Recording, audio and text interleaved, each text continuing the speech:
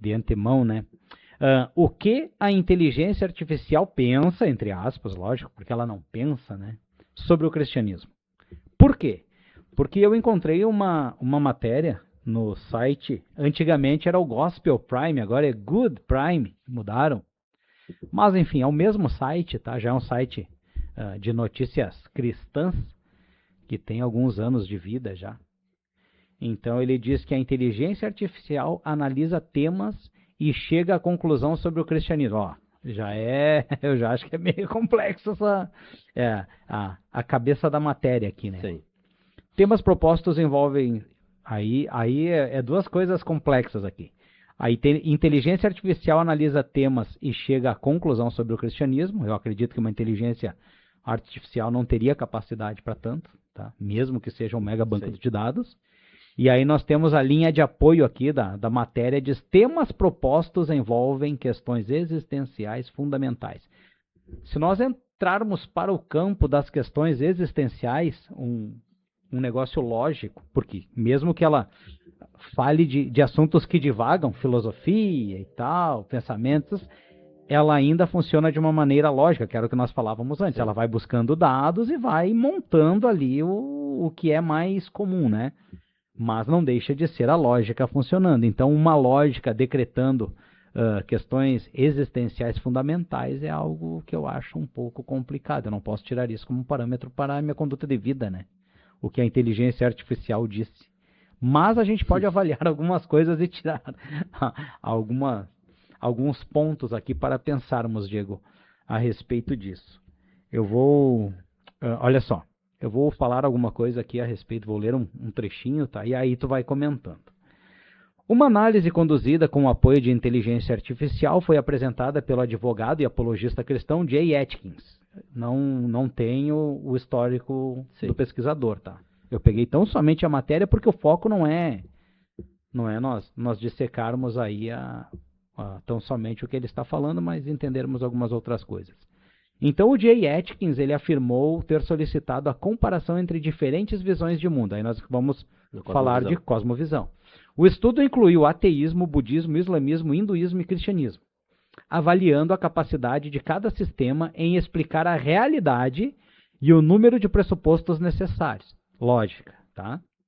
Segundo Atkins, a ferramenta indicou que o cristianismo oferece a explicação geral mais razoável da realidade com o mínimo de saltos de fé.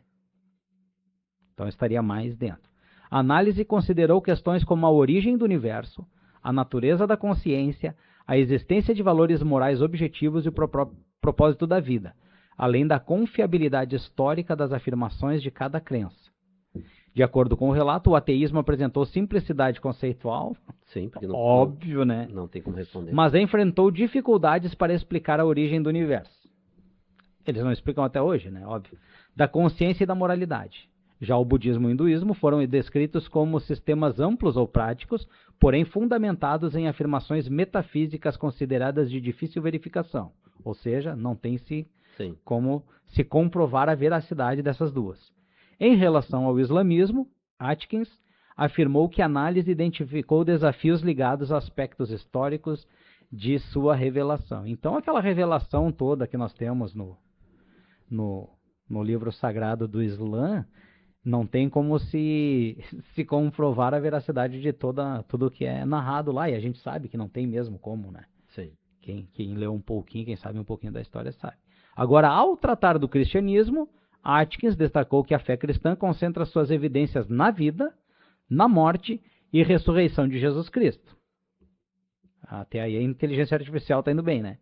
Ele afirmou que essa base, aliada a um escopo explicativo mais amplo, teria contribuído para o resultado apresentado pela inteligência artificial. Ele também abordou a relação entre fé e ciência, afirmando que o cristianismo pode ser compatível com conceitos como a origem do universo em um evento inicial frequentemente associado ao modelo do Big Bang e com a ideia de um universo ordenado e inteligível. Segundo ele, esses pontos dialogam com a compreensão bíblica da criação. Ele ressaltou que o uso da inteligência artificial não comprova a veracidade do cristianismo e afirmou que a fé envolve convicção pessoal e não depende exclusivamente de análises técnicas. Aí já vai contra a linha de apoio lá do texto, né, da questão existencial. Ainda assim, defendeu que o resultado indica que a fé cristã pode ser considerada racional dentro de critérios lógicos. Um assunto muito bom. Para terminar, então, aqui, ó, eu li toda a matéria no fim, né? A IA não vai responder às grandes questões por nós, mas pode nos ajudar a ver quais respostas fazem mais sentido. Para alguns céticos, isso pode ser uma salvação. E por isso devemos ser gratos, afirmou em seu artigo, então, o Jay Atkins. Aí nós vamos entrar agora, realmente, então, na nossa conversa. Eu passei todo o subsídio aí. Até os cruzamentos lógicos, Diego. Os cruzamentos lógicos da informática, porque Sim. a inteligência artificial nada mais é do que cruzamentos lógicos de informática, como nós falamos hoje, comprovam que o cristianismo ainda é a religião mais alicerçada na verdade. Eu acho que esse assunto dá para colocar ele, ou dá de falar de dois pontos relacionados a esse assunto, que eu acho que dá para abordar de maneira ampla. O primeiro que eu gostaria de falar é a alimentação da inteligência artificial, né? É o que foi colocado nela. E o segundo, a questão das cosmovisões separadas. Para aqueles que estão nos acompanhando nesta noite, essa questão da palavra cosmovisão, traduzindo o termo, é como se fosse visão de mundo. Alguém pode pensar assim, não, mas eu tenho uma visão de mundo bíblica. Mas tem pessoas que dizem que tem uma visão de mundo bíblica e apoiam movimentos que não são cristãos. Então não é só sobre você estudar a Bíblia ou não. É se você aplica a Bíblia como verdade sobre toda a realidade, inclusive na política, nas artes, na ciência, em todos os aspectos. Isso é a chamada cosmovisão cristã, né? Enfim, esse assunto é bem longo, né? Mas o que eu vinha pensando, Cunha? Eu vinha pensando em algumas coisas sobre isso. Faz algum tempo que, até por estudar teologia, a gente se obriga, né, a buscar mais recursos, dicionários, softwares, né? Existiam alguns softwares de Bíblia já que era comprado num CD-ROM antigo, né? Sim, eu lembro. Cheguei a ter alguns. E daí tinha um bem elaborado, que era o S-Word, eu acho, era a espada digital, alguma coisa desse tipo. E ali tinha vários recursos do hebraico, do grego, apologéticos, comentários bíblicos, geralmente em inglês, com muitas e muitas línguas, várias versões, principalmente versões da Bíblia antigas, né? E isso era muito utilizado no meio acadêmico e teológico para isso. E também já existiam alguns sites, como por exemplo a Bible Gateway dos Estados Unidos, com várias e várias traduções em inúmeras línguas. Também, a gente pode citar aqui o Bible Hub, que ele tem os léxicos de Strong, né, para pesquisar. Tudo isso alimentou a inteligência artificial. Tanto é que eu ouvi um tempo atrás alguém dizer assim que para inteligência artificial, eu não lembro se era o ChatGPT ou algum outro, poder rodar em várias línguas, ele teve que consumir, digamos assim, o conteúdo da Bíblia em várias línguas. Em vários idiomas para poder fazer a relação toda. Né? Porque tem idiomas que só tem a Bíblia traduzido. Então, por exemplo, assim, sei lá, Kaigang. Claro que eu sei que, se não me engano, Kaigang tem só o Novo Testamento traduzido. Mas até onde eu me lembro era só o Novo Testamento. Daqui a pouco a literatura mais... Eu sei que é um tema meio... Daqui a pouco alguém ouve que fala que não é assim, né? Mas estou pegando de exemplo, né? Uma língua lá da Groenlândia. Talvez a única literatura que eles tenham é a Bíblia.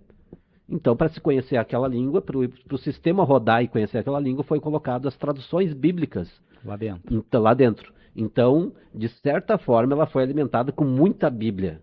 Tanto é que se você perguntar coisas da Bíblia, geralmente fecham. Dificilmente ele se perde. Inclusive questões lexicais do grego e do hebraico. Né? Até da Peshitta em aramaico e da Vulgata. E da Septuaginta foi alimentado com muita Bíblia. Por quê? Porque a Bíblia, querendo ou não, é o maior banco de dados nesse sentido.